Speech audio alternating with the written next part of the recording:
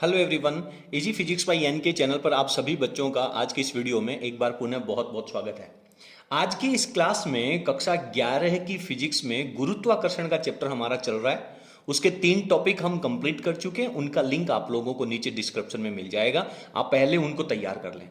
हमारा टॉपिक चल रहा है कि गुरुत्वीय त्वरण जो स्मॉल जी है उसके मान में परिवर्तन कैसे होता है। हमने पहले टॉपिक में पढ़ा कि पृथ्वी की सतह के ऊपर गुरुत्वीय त्वरण जो है वो 9.8 मीटर प्रति सेकंड स्क्वायर होता है। दूसरे टॉपिक में हमने पढ़ा कि पृथ्वी सतह से जब अपन हाइट पे जाएंगे, ऊंचाई पे जाएंगे, तो साहब गुरुत्वीय त्वरण के मान में कमी आती है। और ये जो कमी है वो 2 फॉर्मूले हमने पढ़े। यदि ऊंचाई का मान 200 किलोमीटर से कम है तो फॉर्मूला अलग यूज करेंगे, और 200 किलोमीटर से ज्यादा ऊंचाई पे जाएंगे तो फिर दूसरा फॉर्मूला यूज करेंगे। दोनों टॉपिक हम पहले के वीडियोस में कंप्लीट कर चुके हैं, आप प्लीज पहले उनको तैयार कर लें। आज के इस वीडियो में हम बात करेंगे कि गुरुत्वीय त्वरण जी के मान में यदि हम पृथ्वी की सतह के अंदर केंद्र की ओर एक सुरंग खोद करके, गड्ढा खोद करके केंद्र की तरफ अपन जाएं तो गुरुत्वीय त्वरण के मान में परिवर्तन किस तरह से होता है। चलिए टॉपिक को अपन स्टार्ट करते हैं। ये मान लीजिए हमारे पास पृथ्वी है। देखिए सामान्य प्रश्नों में जब अपन गुरुत्वीय त्वरण का अध्ययन करते हैं तो पृथ्वी को हम गोलाकार मान करके चलते हैं। ये पृथ्वी की सतह दे रखी है हमारे पास, पृथ्वी का केंद्र दे रखा है O, और ये हमारे पास पृथ्वी की त्रिज्या है कैपिटल R, और पृथ्वी का जो टोटल द्रव्यमान है वो हमने ले रखा है कैपिटल M। 3 चीजें हमें दे रखी हैं, केंद्र है, त्रिज्या है, द्रव्यमान है। ये तीनों बातें हम यहां पे लिखेंगे। माना पृथ्वी का द्रव्यमान कितना है, कैपिटल M। देखिए डेरिवेशन लिखना बहुत आसान होता है। M कोमा त्रिज्या कैपिटल R और केंद्र जो है वो O है। जो बातें हमें दे रखी हैं उनको अपन बहुत सुस्पष्ट लिखते चलेंगे, आराम से हम उनको लिखते हुए आगे की तरफ बढ़ेंगे। अब हमें करना क्या है कि सर पृथ्वी की सतह के अंदर हम यहां पे एक गड्ढा खोदते हैं, सुरंग खोदते हैं और हम यहां पे पहुंचते हैं। तो ये पृथ्वी की सतह से कितनी गहराई पे है, गहराई को हम अंग्रेजी में डेप्थ बोलते हैं, तो इस गहराई को हम D से रिप्रेजेंट करेंगे। और केंद्र से टोटल जो त्रिज्या वो कैपिटल R है, उसमें से D गहराई पे हम पहुंच गए हैं। तो यहां का जो पॉइंट होगा तो केंद्र से ये दूरी कितनी रह गई, सर इसको हम स्मॉल r कह देते हैं, और स्मॉल r की जो वैल्यू है वो सर r माइनस डी हो जाएगी। d दूरी ये कम हो गई, ठीक है। तो यहां पर हम एक छोटा सा पार्टिकल मान लेते हैं, पिंड मान लेते हैं, जिसका द्रव्यमान स्मॉल m है। यहां पे हमें गुरुत्वीय त्वरण की वैल्यू निकालनी है। तो हम क्या करेंगे कि ये जो स्मॉल r त्रिज्या का एक गोला जो है वो हम यहां पे एज्यूम करेंगे, कल्पना करेंगे अंदर की ओर। क्यों, इसकी जरूरत क्या पड़ी कि सर इसके बाहर वाला ये जो गोला है उस गोले की वजह से इस पिंड के ऊपर कोई बल नहीं लगेगा। केवल किसकी वजह से लगेगा, ये जो पिंड हमने यहां पे ले रखा है। क्योंकि गुरुत्वाकर्षण का जो नियम है वो कहता है 2 पिंडों के केंद्रों के बीच की दूरी जो है उसके वर्ग के व्युत्क्रमानुपाती, और दोनों पिंडों का द्रव्यमान। तो यहां पे हमारे पास स्मॉल r त्रिज्या का गोला रह गया, तो इसका द्रव्यमान और ये छोटा m है, इनके बीच में आकर्षण बल लगेगा। तो पूरी पृथ्वी का द्रव्यमान कैपिटल M है, तो इस छोटे वाले गोले का द्रव्यमान जो है वो हम m डैश कह देते हैं। और पूरे डेरिवेशन में ये m डैश निकालना ही सबसे ज्यादा महत्वपूर्ण है। अगर ये निकालना आप लोगों ने सीख लिया तो इस पूरे डेरिवेशन में कोई दिक्कत नहीं आएगी, पीछे के टॉपिक ही हैं। तो इस छोटे वाले हिस्से का द्रव्यमान निकालने के लिए हम क्या करेंगे, जैसे एक बात बताओ मेरे को, जैसे मैं कहता हूं कि 50 कॉपियों का मूल्य 100 रुपए है और 20 कॉपियों का मूल्य क्या होगा भैया, द्रव्यमान जो है वो उसके आयतन में होता है। तो इस पूरे गोले के आयतन का द्रव्यमान कैपिटल M है, इस स्मॉल r त्रिज्या के गोले के आयतन का द्रव्यमान कितना होगा। तो सर 50 कॉपियों का मूल्य 100 रुपए है, 20 कॉपियों का मूल्य चाहिए, तो पहले हम 1 कॉपी का मूल्य निकाल लेते हैं। यानी 100 रुपए में कॉपियों की संख्या 50 का भाग लगा देंगे, 20 रुपए आ जाएगा। फिर हमें जितनी कॉपियों की वैल्यू चाहिए, 50 कॉपियों का मूल्य अगर 100 रुपए है तो 2 रुपए पर कॉपी हो जाएगा, और 20 कॉपियों का मूल्य चाहिए तो 2 रुपए को हम 20 से मल्टीप्लाई कर देंगे। क्लियर है? सिंपल सी कैलकुलेशन है।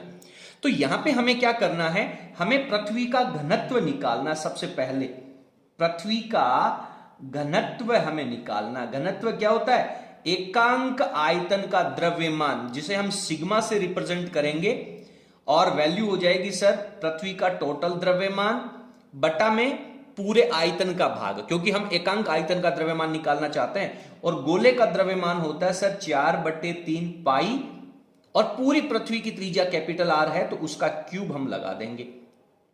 और अंदर वाले पिंड का द्रव्यमान यदि हम निकालें, आंतरिक गोले का द्रव्यमान यदि हमें चाहिए, वो सबसे इंपॉर्टेंट है, आंतरिक गोले का द्रव्यमान। तो द्रव्यमान हम कैसे निकालेंगे?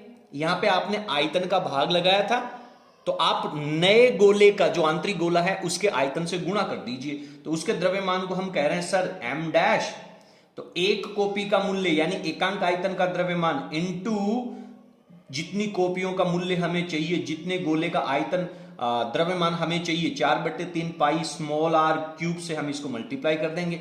एक काम करते हैं, सिग्मा की वैल्यू हम यहां से इसके अंदर रख लेते हैं। तो ये वैल्यू हो जाएगी सर m बटा में हमारे पास चल रहा है 4/3 पाई कैपिटल R क्यूब, और इसको हमने मल्टीप्लाई कर दिया 4/3 पाई स्मॉल r क्यूब। 4/3 पाई से 4/3 पाई कैंसिल आउट हो गया, और m डैश की जो वैल्यू है वो हमारे पास रहेगी m upon capital R cube into में small r cube. This is the value of m dash. Then equation number 1। अब हमारा जो टॉपिक है वो बहुत आसान हो जाएगा। क्लियर है? तो हम क्या लिखेंगे?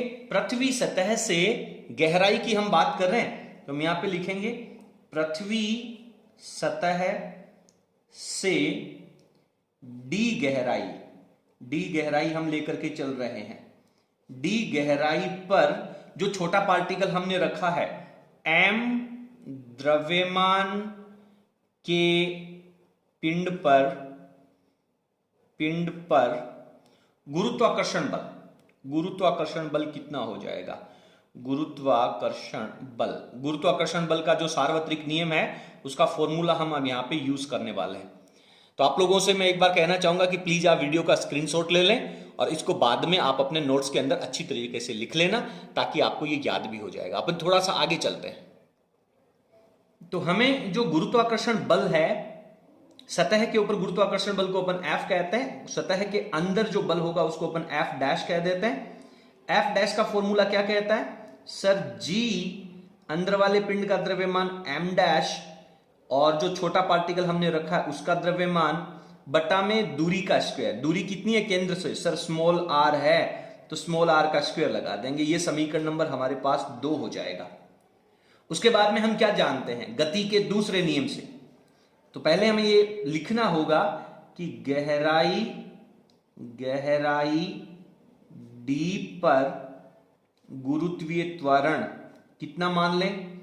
गहराई d पर गुरुत्वीय त्वरण की जो मान है वो हम g डैश है मान लेते हैं। तो गति के दूसरे नियम से, गति का दूसरा नियम आपने को पिछले वीडियो में पढ़ा भी होगा कि गति का दूसरा नियम है, उसको हम यहाँ पे फॉलो करेंगे। गति के दूसरे नियम से F डैश की वैल्यू जो है वो छोटे वाले पिंड के ऊपर लगेगा m, गुरुत्वीय त्वरण कितना है? g dash. समीकरण नंबर 3। समीकरण 2 और 3 की तुलना कर लीजिए। समीकरण 2 व 3 की तुलना करने पर, यही तो करते आ रहे हैं हम, तुलना करने पर, क्योंकि हमें g डैश की वैल्यू निकालनी है। तो पहले मैं समीकरण नंबर 2 की वैल्यू लिख लेता हूं, g m dash small m बटा r स्क्वेयर बराबर में समीकरण 3 का right part m g dash. Sir small m से स्मॉल m कैंसिल आउट हो जाएगा, तो फाइनली आपके पास वैल्यू रह गई सर g डैश बराबर g m dash upon r का स्क्वायर। अब समीकरण नंबर 1 से m डैश की वैल्यू रख देंगे हम। समीकरण 1 से m डैश का मान रखने पर m डैश की वैल्यू को हम यहां पे रिप्लेस कर देते हैं, m डैश की वैल्यू रख देते हैं। तो तो कितनी वैल्यू आ जाएगी सर, जी डैश बराबर कैपिटल जी, एम डैश की वैल्यू समीकरण नंबर 1 में आप देख रहे हैं, capital M upon are cube into small r cube, और बटा में क्या चलेगा इसके, स्मॉल आर स्क्वायर और चलेगा, तो स्मॉल आर स्क्वायर हम यहां पे रख देते हैं। आप देख रहे हैं कि स्मॉल आर स्क्वायर से ये ऊपर वाला आर क्यूब में से पावर 2 कम हो जाएगी, तो यहां पे सिर्फ आर रह जाएगा, आर रह जाएगा। तो हम यहां पे क्या लिख पाएंगे, बोलो क्या लिखेंगे हमारे पास, जी डैश की वैल्यू हमारे पास कितनी आ जाएगी, जी डैश की वैल्यू, तो सर हमारे पास यहां पे लिख दूं g dash this is equals to g M upon are cube into में स्मॉल आर रह जाएगा हमारे पास। ठीक है, एक काम कर लेते हैं, स्मॉल आर की वैल्यू हम रख लेते हैं। स्मॉल आर क्या था, कैपिटल आर माइनस डी था, तो सर ये हो गया जी एम, स्मॉल आर की जगह लिख दिया हमने आर माइनस डी, बटा में चल रहा सर हमारे पास आर क्यूब। एक काम करते हैं, G M upon R square जो है, कैपिटल आर स्क्वेयर जो है, उसको हम कहते हैं पृथ्वी की सतह पर गुरुत्वीय त्वरण। तो यदि G M upon R square मुझे मिल जाए तो उसको अपन स्मॉल जी रख देंगे। तो आर क्यूब को आर स्क्वेयर बनाने के लिए क्या करें, यहां से अपन आर कॉमन ले लेते हैं दोनों में से, ताकि एक आर यहां से कैंसिल आउट हो जाएगा और आर स्क्वेयर रह जाएगा। लेकिन सर इसमें से तो आर कॉमन आ जाएगा, लेकिन यहां पे तो आर है ही नहीं। अगर बेटा यहां पे आर नहीं है तो हम यहां पर ऊपर नीचे आर से मल्टीप्लाई कर देंगे, ऊपर वाला आर तो बाहर आ जाएगा, बटा वाला आर रह जाएगा। आप एक बार इसका स्क्रीनशॉट लेकर के बाद में लिख लेना नोट्स को, मैं थोड़ा सा कॉपी को आगे स्किप कर लेता हूं। चलिए आगे लिखते हैं, तो यहां से हमारे पास आ जाएगा सर जी डैश बराबर जी एम अपॉन आर का क्यूब, यहां से आर हम कॉमन ले लेंगे, तो हमारे पास रह जाएगा 1 माइनस डी बटा में आर। उम्मीद करता हूं कि आपको अच्छे से समझ में आ गया होगा। आर कॉमन आ गया, इसके पास आर है नहीं तो ऊपर नीचे मल्टीप्लाई कर देंगे, ऊपर वाला आर तो बाहर आ जाएगा, बटा में आर रह जाएगा। अब इस आर से इस आर का वैल्यू जब आप कैंसिल करेंगे तो आपके पास एक आर का स्क्वायर बचेगा, तो जी डैश बराबर जी एम अपॉन आर का square and 1 minus d upon capital R.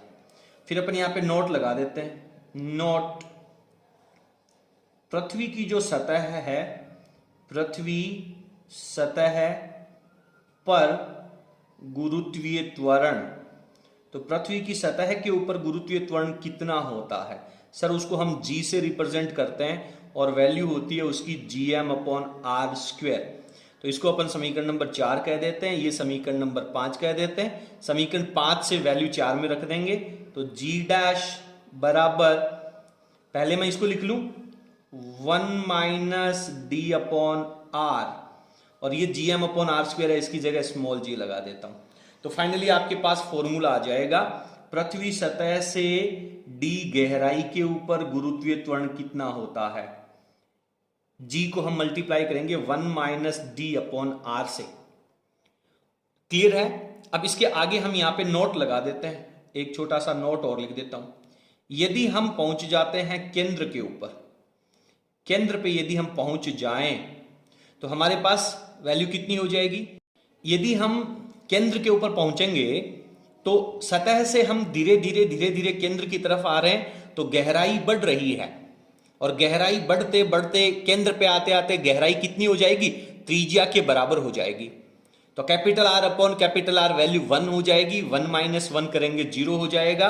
तो जी डैश की जो वैल्यू है केंद्र के ऊपर वो आपके पास 0 हो जाएगी। तो पृथ्वी की सतह के अंदर केंद्र पे जब आप जाएंगे तो वहां पे गुरुत्वीय त्वरण की वैल्यू 0 हो जाती है।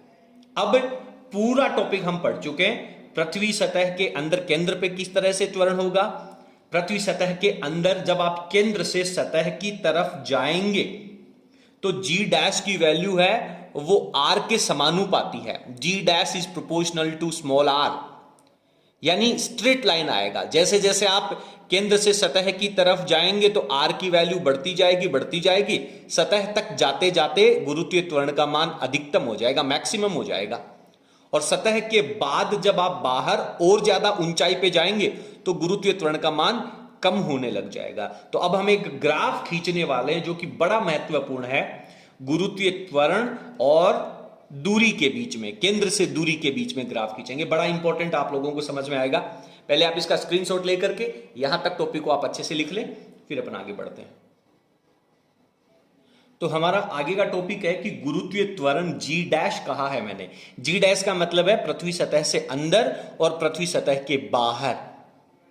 तो धीरे धीरे हम केंद्र से ऊपर की तरफ बढ़ते जाएंगे।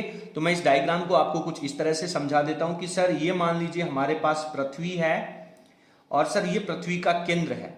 तो यहां पे अपन ग्राफ खींचेंगे तो ये हमारे पास दूरी ले ली हमने। इस दूरी को अपन किस से रिप्रेजेंट कर देंगे, स्मॉल आर से रिप्रेजेंट कर देंगे।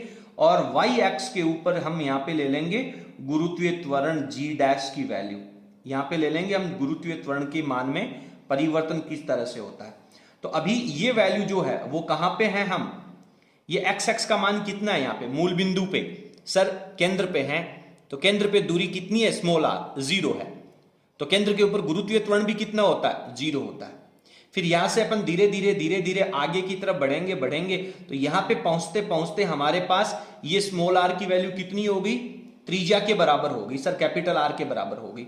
तो इन दोनों के बीच में केंद्र से लेकर के परिधि तक, सतह तक ग्राफ जो है वो आपका एक स्ट्रेट लाइन के रूप में बढ़ेगा, इस तरह से बढ़ेगा, एग्जैक्टली स्ट्रेट लाइन के रूप में बढ़ेगा यहां तक। और सतह के ऊपर गुरुत्वीय त्वरण का मान जो है वो आपका वाई एक्स के ऊपर गुरुत्वीय त्वरण है, कितना हो जाएगा यहां पर, सर ये ग्राफ जो है वो वाई एक्स को यहां पे काटता है, जिसकी वैल्यू हम स्मॉल जी कह देंगे, सतह का मान जो कि 9.8 मीटर प्रति सेकंड स्क्वायर होता है। और सतह के बाहर अब हम कहां पहुंच गए, सरफेस के बाहर, परिधि के बाहर, पृष्ठ के बाहर पहुंच गए।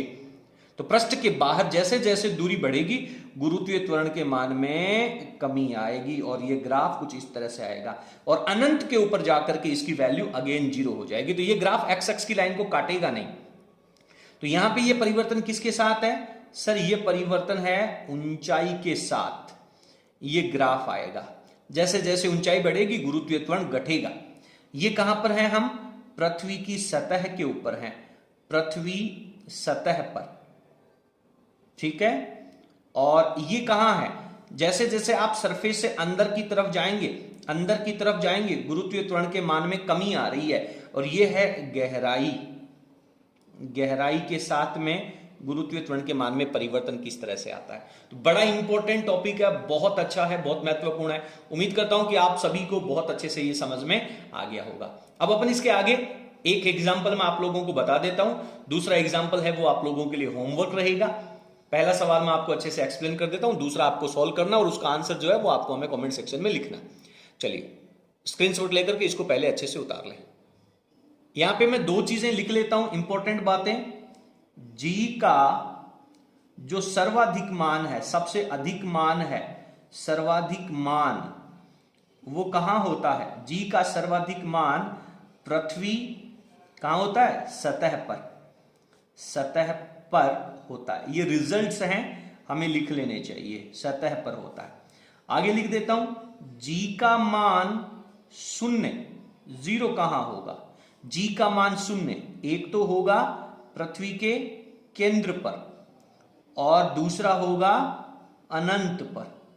अनंत के ऊपर भी गुरुत्वीय त्वरण की वैल्यू जो है वो 0 हो जाती है। तो ये दोनों वैल्यू आपसे बहुत अच्छे से पूछा जा सकता है, आपको याद रखना चाहिए, ठीक है। आगे बढ़ते हैं। ये जो पहला एग्जांपल है आपको अपनी स्क्रीन के ऊपर नजर आ रहा है, क्या कह रहा है देखिए। क्योंकि हमने पृथ्वी की सतह से गहराई में जाने पर और ऊंचाई पर जाने पर त्वरण में परिवर्तन किस तरह से होता है, क्या फॉर्मूले हमारे पास आते हैं, वो हम अच्छे से पढ़ चुके हैं। अब हम इसका एक सवाल पढ़ते हैं और फिर कुछ महत्वपूर्ण रिजल्ट्स के बारे में भी चर्चा करेंगे। सवाल कह रहा है कि पृथ्वी से कितना नीचे यानी गहराई पर और ऊंचाई के ऊपर जाने पर गुरुत्वीय त्वरण जो है वो पृथ्वी की सतह के त्वरण का 1/4 हो जाता है। यानी जी एच हाइट के ऊपर जाने पर गुरुत्वीय त्वरण जो है वो हमारे पास पृथ्वी की सतह के गुरुत्वीय त्वरण का 1/4 हिस्सा हो जाता है। एक बात हमें दे रखी है, तो एच की वैल्यू हमारे पास यहां पे कितनी आएगी, नंबर 1 प्रश्न। दूसरा कह रहा है कि गहराई में जब हम जाएंगे तब भी हमारे पास गुरुत्वीय त्वरण है वो सतह का 1/4 हिस्सा हो जाता है। इस केस में गहराई कितनी होगी। 2 प्रश्न हमसे यहां पे पूछ रहा है, एक साथ 2 प्रश्न। ऊंचाई पर जाने पर कितनी ऊंचाई पर जाओगे तो गुरुत्वीय त्वरण घटते घटते घटते चौथा हिस्सा रह जाएगा, और कितनी गहराई में जाओगे तो गुरुत्वीय त्वरण घटते घटते चौथा हिस्सा रह जाएगा। ठीक है, तो यहां पे मैं सीधा लिख लेता हूं, पृथ्वी सतह से, पहले ऊंचाई वाला टॉपिक कर लूं, से ऊंचाई पर गुरुत्वीय त्वरण किस तरह से परिवर्तित होता है। अब एक चीज मैं आपको बता दूं कि आपने दो फॉर्मूले पढ़े हैं सर, एक 200 किलोमीटर तक और एक 200 से ज्यादा। तो अभी आपको पता नहीं है कि कितनी ऊंचाई है, तो आपको h की वैल्यू 200 से कम मान करके नहीं चलनी है, आपको 200 से ज्यादा मान करके ही चलनी है। तो आपको फॉर्मूला यूज करना है, GH बराबर सतह की value 1 plus h upon r का स्क्वायर। याद करें इस बात को अच्छे से, 1 प्लस h अपॉन r का स्क्वायर। GH की वैल्यू हमें दे रखी है, G/4 है, तो यहां पे मैं लिख देता हूं GH की वैल्यू सर G/4 है। तो अंश ने अंश को काट दिया, दोनों में अंश में 1 1 रह गया, तो हर जो है वो एक दूसरे के बराबर हो जाएगा। तो यहां पे हमारे पास रिजल्ट आ जाएगा 1 प्लस h अपॉन r का होल स्क्वायर इक्वल्स टू 4। और आप जानते हैं कि जब अपन यहां से स्क्वायर हटाएंगे तो वर्गमूल लेना पड़ेगा, तो मैं यहां से स्क्वायर को कैंसिल आउट कर देता हूं और इसके ऊपर रूट लगा देता हूं। तो अंडर रूट करेंगे तो यहां पे पास 4 की वैल्यू हमारे पास 2 हो जाएगी, तो वैल्यू बच गई हमारे पास 1 plus h upon r equals to 2। ये जो 1 है वो दूसरी तरफ जाएगा तो माइनस का 1 हो जाएगा, तो फाइनली आपके पास h अपॉन r की वैल्यू हो जाएगी 2 माइनस 1 इक्वल्स टू 1। तो हमें तो वैल्यू निकालनी है h की, ये जो बटा का r है वो 1 के साथ में मल्टीप्लाई होकर के r हो जाएगा।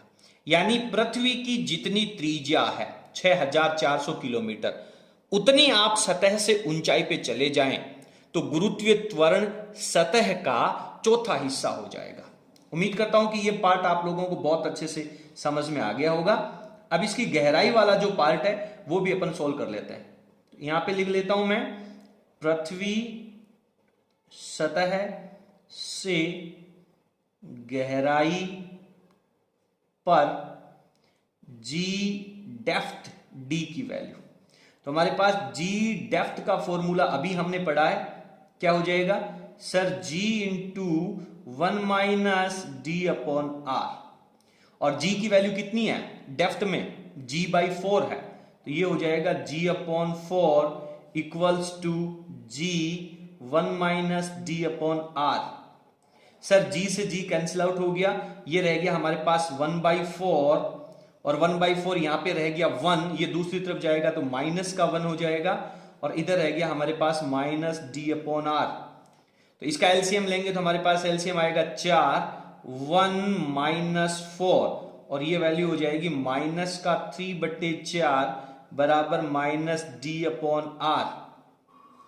क्लियर करें, minus d upon r, minus से माइनस कैंसिल आउट हो जाएगा, हमें तो डी की वैल्यू निकालनी थी, आर गुणा में चला जाएगा तो डी बराबर हो जाएगा 3/4 आर।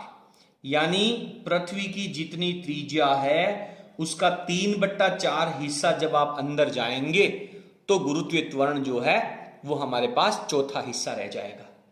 उम्मीद करता हूं कि बड़ा इंटरेस्टिंग सवाल है, अगर आपकी थोड़ी सी भी मैथमेटिक्स अच्छी है तो आप इस सवाल को समझ पाएंगे। इस तरह के प्रश्न जो है वो कंपटीशन एग्जाम्स में पूछे जाते हैं।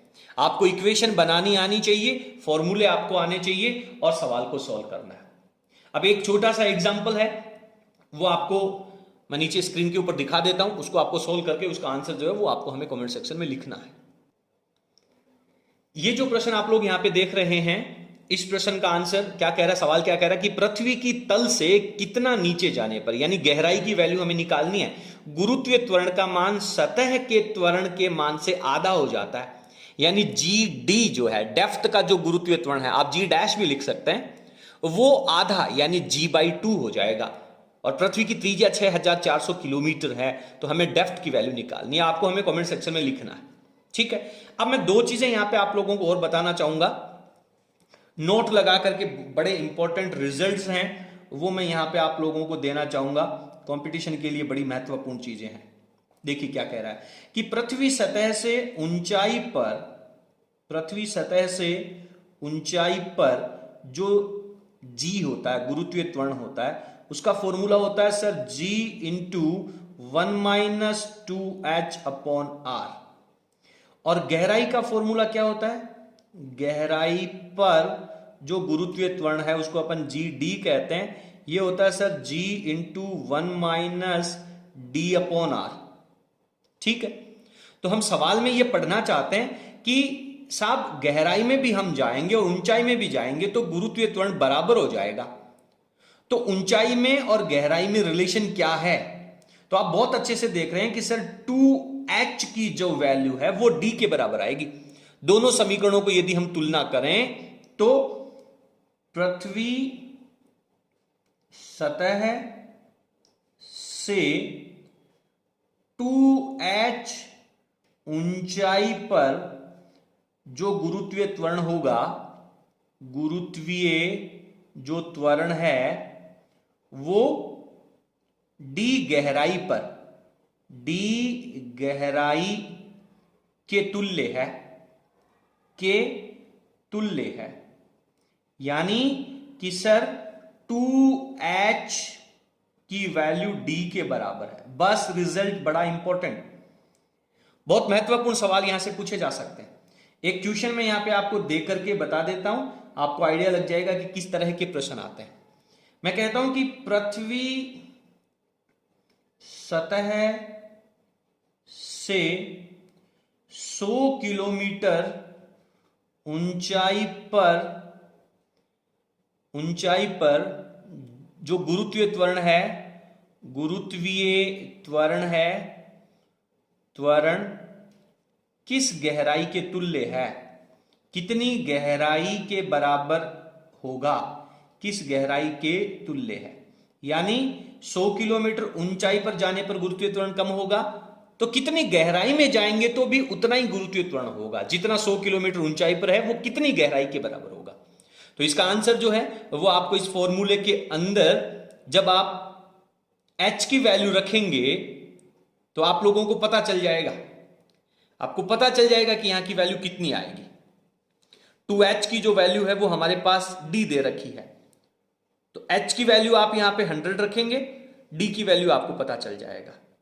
तो कितनी गहराई में जाने पर आपके पास ये आंसर आएगा। प्लीज आप इसका आंसर जो है वो हमें कमेंट सेक्शन में जरूर लिखेंगे। आपको हमारा वीडियो कैसा लगा आप हमें कमेंट सेक्शन में लिखें, सुझाव लिखें, ताकि हम आपको और अधिक बेहतरीन पाठ्य सामग्री उपलब्ध करवा सकें। अगर वीडियो पसंद आया तो प्लीज इसे लाइक करें और आप सभी से अनुरोध है कि आप इस वीडियो का लिंक अपने फ्रेंड्स के साथ शेयर करके हमें सपोर्ट करें, ताकि हम आपको और अधिक बेहतरीन पाठ्य सामग्री उपलब्ध करवा सकें। आज की इस वीडियो में इतना ही, बहुत बहुत धन्यवाद, थैंक यू।